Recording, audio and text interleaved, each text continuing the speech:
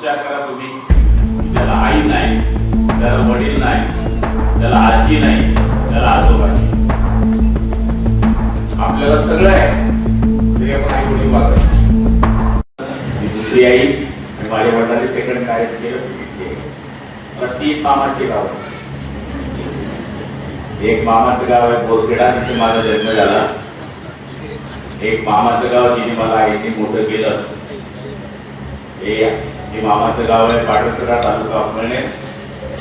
आणि जी माझी सेकंड आई होती तिचं माहेर होतं गाळोदा, तालुका जळगाव. मला 12 मावशी आहेत. आलं का लक्षात? मला 12 मावशी आहेत. आम्ही 17 मावस भाऊ आहे आणि 23 मावस बहिणी. इतके जरी बोलवले तर मला कोणत्याच पाहुण्यांना बोलवण्याची गरज नाही. त्यांची मुलं, त्यांच्या मुली भरपूर आहे. पण मला त्यावेळेसही माझ्याबरोबर मी थिएटरमध्ये जायचं होतं 4 पोलीस असायची. त्यावेळेस PSI म्हणजे फार मोठा रुबाब कार्यक्रम होता. एका तालुक्याला PSI एक पोस्टिंग असायची.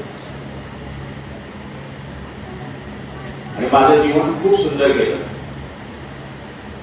पण ज्या वेळेस असे प्रसंग येतात, जरी मी आमदार होतो तरी प्रताप जिल्हा परिषदेच्या शाळेतच होता, इंदू सुद्धा जिल्हा परिषदेच्या शाळेतच होते.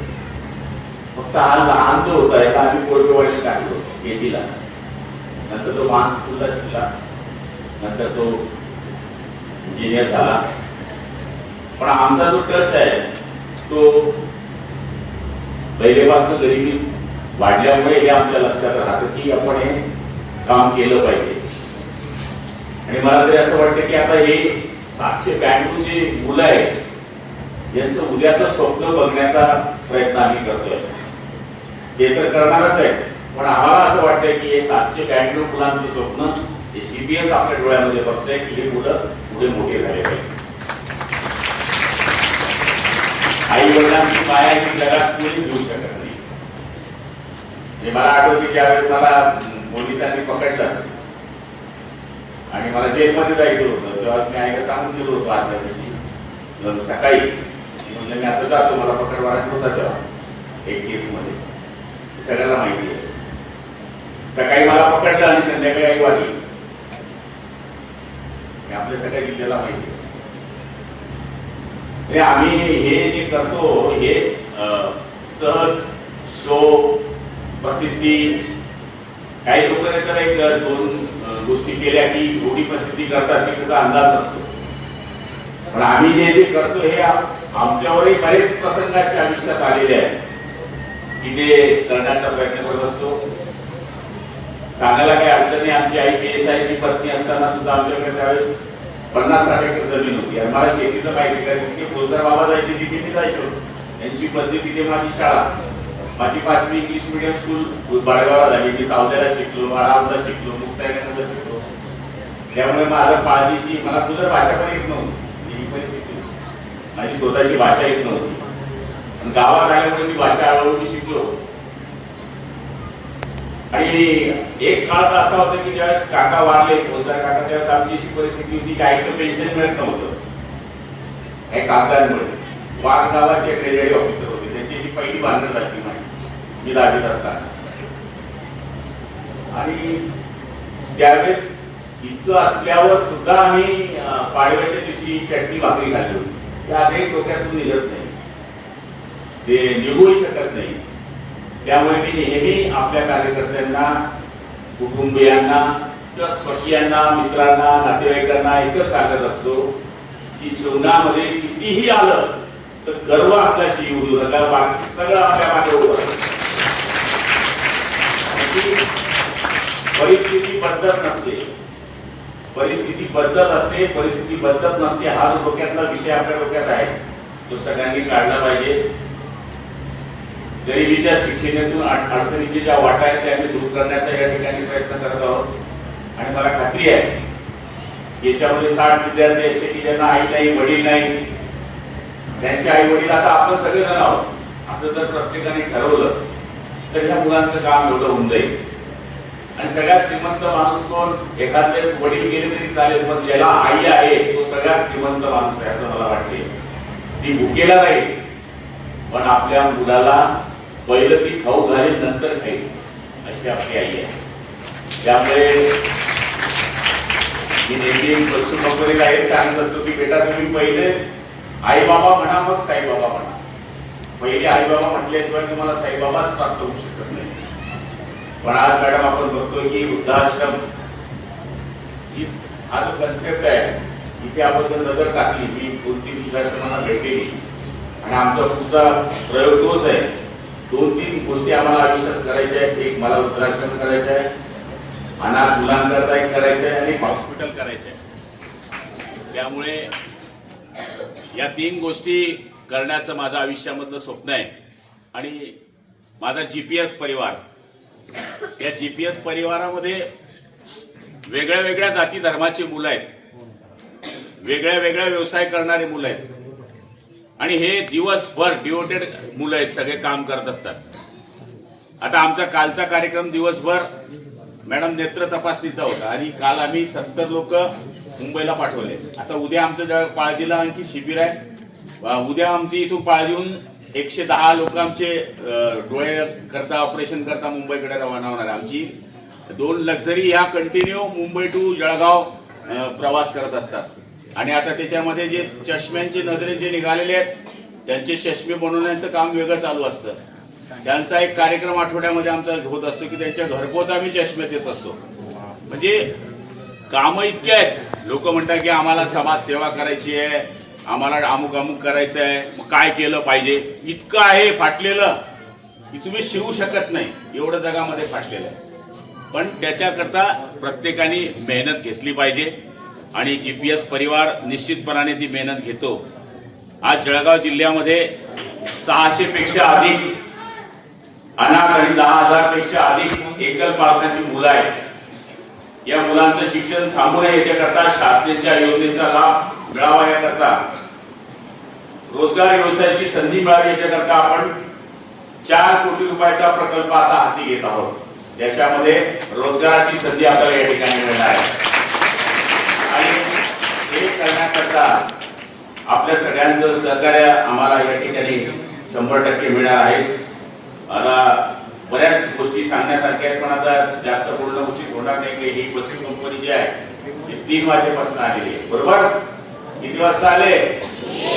बरोबर.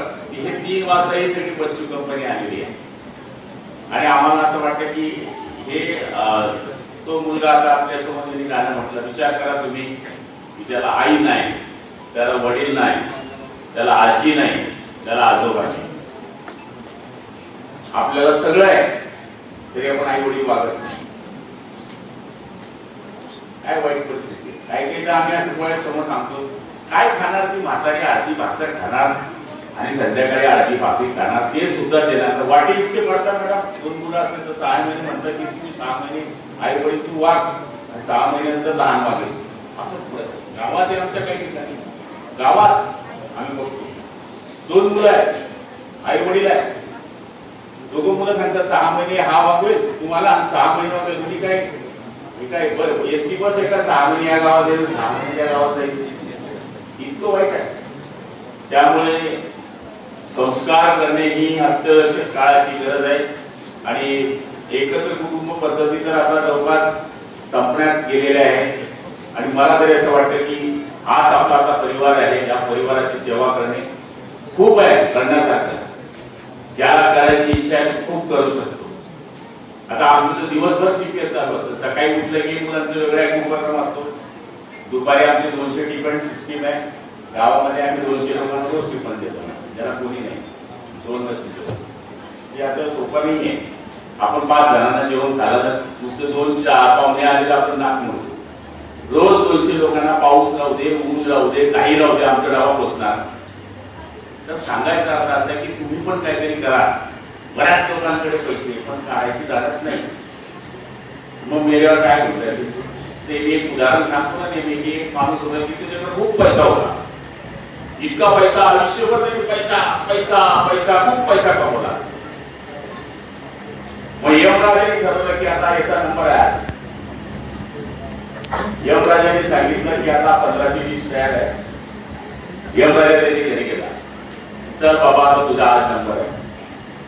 त्यांनी यमराजाला सांगितलं म्हणे महाराज मला 1-2 महिने द्या म्हणजे म्हणे का म्हणजे मी फक्त पैसा कमवला आयुष्यभर, मी दान केलं नाही, धर्म केला नाही, गरीबाला मदत केली नाही, कोणाच्या कामात आलं नाही, तर मला तेवढी संधी द्या म्हणे तुम्ही. यमराजा म्हणे इथे काही वशिला बिशिला काही चालत नाही, वरतून आदेश आलेला तो मला पाळायचा आहे. तर हा वैतागला काय करावं. याने पंचपद्वान दिलं आणि यमराजाला सांगितले की तुम्ही जेवण करा, खूप जेवण करा. यमराजा मस्त जेवण करून तृप्त झाले. म्हणले मी आता थोड्या वेळ झोपतो, मागून जाऊ. यमराजा झोपले, त्याच्या कुस्तीच्या खाली आली होती. पहिला नंबर याचा होता. यांनी पहिला नंबर फोडला आणि त्याचं नाव सुट्टी टाकून घेतली.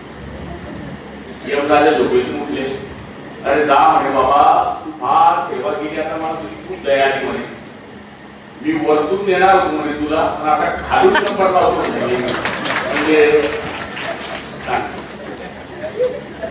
सांगायचा असा आहे की तुम्ही समजले हुशार आहे, म्हणजे लाडक्या बहिणी सगळ्या समजल्या मी काय बोलतो.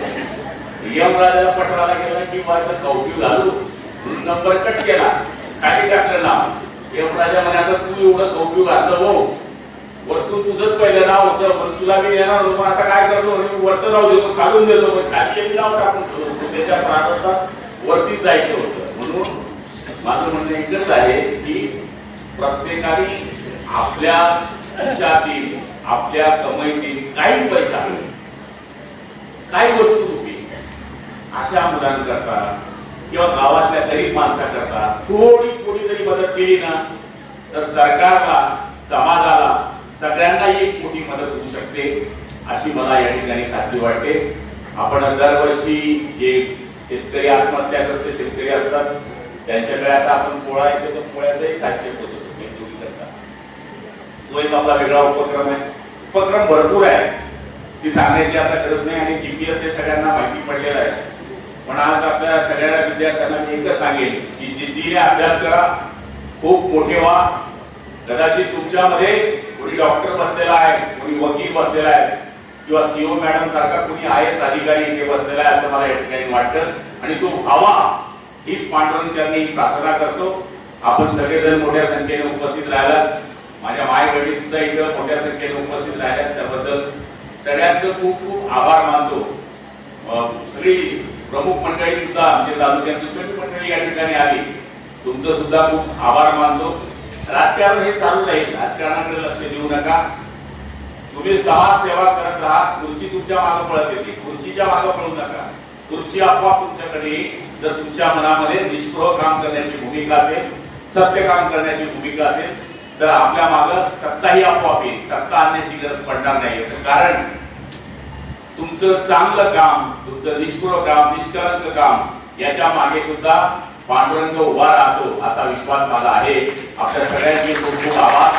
जय हिंद, जय महाराष्ट्र.